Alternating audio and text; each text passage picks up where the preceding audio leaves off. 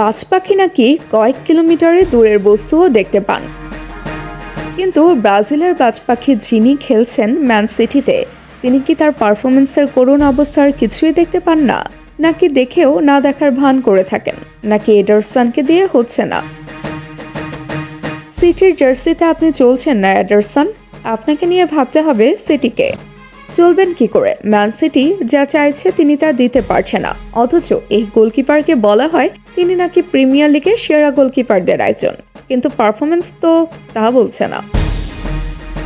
সিটির পারফরমেন্সের যেমন দশা, তেমনই একইভাবে সিটির গোলকিপারেরও অবস্থা একই। চলুন এডারসনের পারফরমেন্সের দিকেই সরেজমিনে গিয়ে নজর দেওয়া যায়। এডারসন চলমান ক্লাব বিশ্বকাপে 3 ম্যাচ খেলছেন, যার মধ্যে 6টি গোল হজম করেছেন। কল্পনা করুন, 3টি ম্যাচ খেলেছে ম্যান সিটি, আর সেখানে এডারসনের হাতের তালুর ফাঁকা গলিয়ে 6টি গোল কনসিড করা হয়েছে। সেরা কিপারদেরও কি এমন হয়? এডারসন না সময়ের অন্যতম সেরা? তাহলে ক্লাব বিশ্বকাপে 6 গোল খেলেন এই গোলকিপার। ম্যাচে 77% মিনিট খেলেও 0% পেনাল্টি সেভ। তবে বলার মতো আছে কেবল একটা ক্লিন শিট।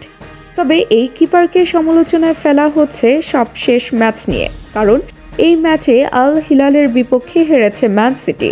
সির্ফ হার নয়, এটা ছিল ম্যান সিটির জন্য লজ্জার বড় কারণ। এই মুয়া ছাড়ের কারণে সমর্থকদের কথার তোপে পড়তে হয়েছিল ম্যান সিটিকে। গুরুত্বপূর্ণ ম্যাচেও গোল বার রক্ষা করতে পারেননি ব্রাজিলিয়ান এই বাজ পাখি, যিনি কঠিন সময়ে দলের উপকারে আসবেন না। তাকে দিয়ে কি করবে ক্লাব? কিছুই করার নেই। ম্যান সিটির কোচ গার্দিওলা বরাবরই ব্রাজিল প্রীতি জারি রাখেন, ব্যতিক্রম নয় এখানেও। তিনি এডারসনকেই খেলিয়ে যাচ্ছেন, যেন তিনি চাইছেন এডারসনের হাতেই বাঁচা মরা হোক ম্যানচেস্টার সিটির, যার ফল ভোগ করতে হচ্ছে গার্দিওলাকে আল হিলালের মতো ক্লাবের কাছে হেরে। এডারসন যে 6 গোল কনসিড করলেন, তার মধ্যে 4 গোলই ছিল আল হিলালের বিপক্ষে।